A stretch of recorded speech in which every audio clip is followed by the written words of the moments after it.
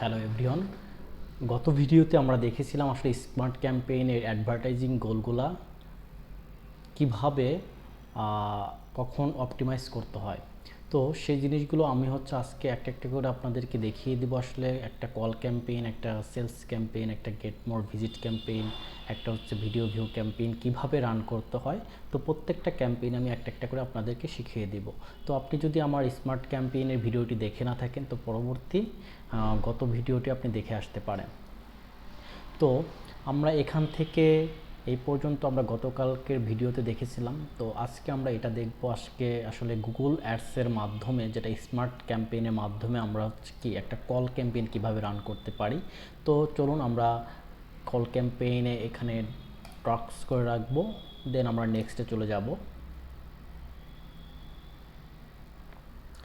দেখেন আপনার এখানে আপনি একটা তিনটা হেডলাইন দিতে পারবেন, হেডলাইন 1, হেডলাইন 2, হেডলাইন 3। তো আপনি এখানে তিনটা হেডলাইন দিতে পারবেন, আর আপনার একটা কীরকম দেখাবে তো সেখানে এটা দেখাচ্ছে আপনাকে। তারপর আপনার এখান থেকে আপনি ডিসক্রিপশন দিতে পারবেন 2টা। তো আপনি আপনার বিজনেসের চাহিদা ডিমান্ড অনুযায়ী আপনি মানুষকে কী অ্যাপ্রোচ করতে চাচ্ছেন, মানুষকে কী দেখাতে চাচ্ছেন, সেই জিনিসগুলো আপনি হেডলাইন এবং ডিসক্রিপশনের মাধ্যমে তুলে ধরবেন। দেন এখান থেকে দেখেন show call button in your ad. আপনি কল টু অ্যাকশন বাটন যদি নাম্বারটা চেঞ্জ করে দিতে চান তো আপনি সেটা চেঞ্জ করে দিতে পারবেন, ঠিক আছে। তো এরপর দেখেন show your location in your ad. আপনার কোন লোকেশনে আপনার অ্যাডটা দেখাতে চান। আপনি যেহেতু আমরা লোকাল শপের বিজনেসগুলো করে থাকি তো আমাদের লোকাল ম্যাপ অ্যাডসগুলো রান করতে হয়।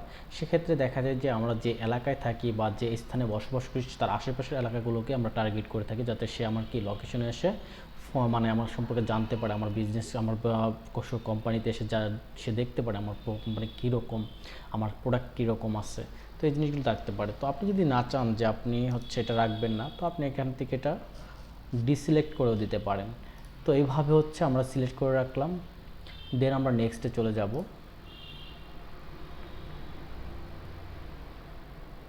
দেখেন এখানে আপনাকে কিছু কিওয়ার্ড সিলেক্ট করার অপশন দিচ্ছে। আপনি এখান থেকে সাজেস্ট করতেছে, যেহেতু আপনি ওয়েবসাইট ইউজ করে থাকেন বা আপনি বিভিন্ন সোর্সের মাধ্যমে গুগল আপনার কাছ থেকে ডাটা পেয়ে থাকে, সেগুলোর মাধ্যমে আপনার বিজনেস রিলেটেড কিছু আপনাকে কিওয়ার্ড সে সাজেস্ট করতেছে। তো এই কিওয়ার্ডগুলো আপনি ইউজ করতে পারেন। আপনি এখান থেকে 2টা 3টা 4টা আপনার যেটা বিজনেসের সাথে যায় সেটা আপনি ইউজ করে আপনি 3-4টা কিওয়ার্ড ইউজ করতে পারেন। সর্বোচ্চ 4টা থেকে 5টা কিওয়ার্ড রাখাই বেটার। দেন আমরা নেক্সটে চলে যাব। নেক্সটে গেলে দেখেন আমরা যদি 2টা অপশন থাকে আমাদের, রাইট প্লেসেস, অর্থাৎ আমরা একটা কোথায় কোন এলাকাতে দেখাবো সেটার জন্য আমাদের এখানে দেখেন অ্যাডভার্টাইজ নিয়ার এড্রেসেস। আপনি ঢাকা দেখাতে চান, কোন এলাকায় দেখাইতে চান সেটা কিন্তু আপনি এখান থেকে উল্লেখ করতে পারবেন। তো ম্যাপিং অ্যাডসগুলোর কথা আমরা কিন্তু মানে কিছুক্ষণ আগে বললাম যে আসলে লোকেশন বেসড করতে হয়, যাতে আমাদের বিজনেস শপের আন্ডারে করে থাকি। তো যেহেতু আমরা যদি চাই যে আমাদের পুরো দেশে আমাদের এই একটা বা ম্যাপটা আমরা দেখাবো, আপনাদের বিজনেসটা দেখাবো, সেক্ষেত্রে আপনি আপনার লোকেশনটা আপনি টার্গেট করে দিতে পারেন, কোথায় কীভাবে দেখাতে চান। যেহেতু আমি ঢাকায় থাকি, ঢাকায় আমার বিজনেস, তো ঢাকা সিলেক্ট করে দিব। ঢাকা বাংলাদেশ, আমি চাচ্ছি মিরপুর এরিয়ার মধ্যে 5 কিলোমিটার, ঢাকার মধ্যে 10 কিলোমিটার। তো এইভাবে আপনি সিলেক্ট করতে পারেন। দেন আরেকটা অপশন দেখেন এখানে advertise in specific post code cities or regions. তো আপনি এখান থেকেও আপনার সিটি এবং পোস্ট কোড দিয়েও, একদম এলাকা দিয়েও আপনি কিন্তু এটার লোকেশন টার্গেট করে দিতে পারেন। দেন আমরা নেক্সটে চলে যাব।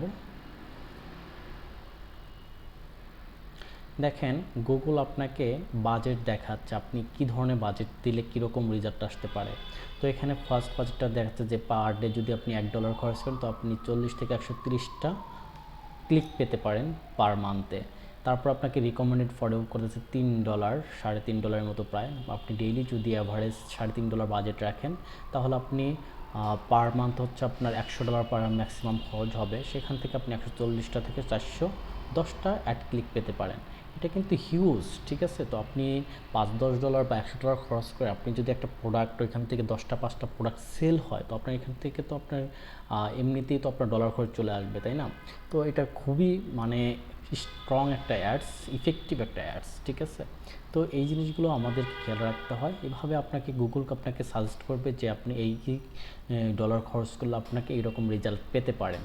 তো আমরা চাচ্ছি যে আমরা গুগলেরকে অনুসরণ করব না, আমরা নিজেদের মতো বাজেট সেট করব। তাহলে আপনাকে ইন্টার ইওর ওন বাজেট, আমরা নিজস্ব ইচ্ছা মতো, আমি চাচ্ছি যে আমি পার ডে $10 রাখবো।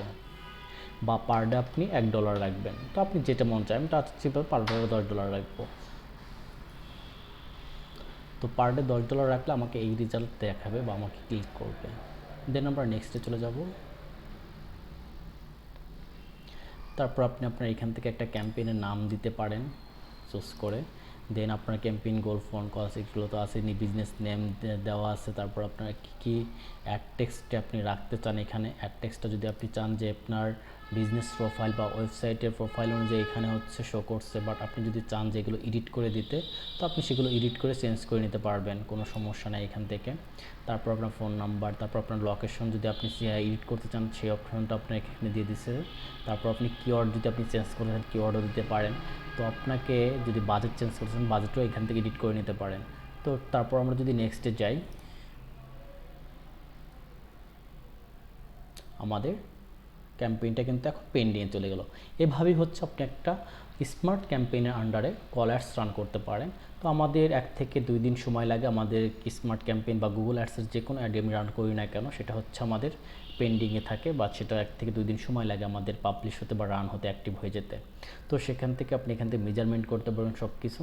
তো পরবর্তী আমরা কোনো ভিডিওতে আমরা নেক্সট ক্যাম্পেইনগুলো আলোচনা করব। তো সে পর্যন্ত সবাই ভালো থাকুন, সুস্থ থাকুন, টেক কেয়ার, বাই।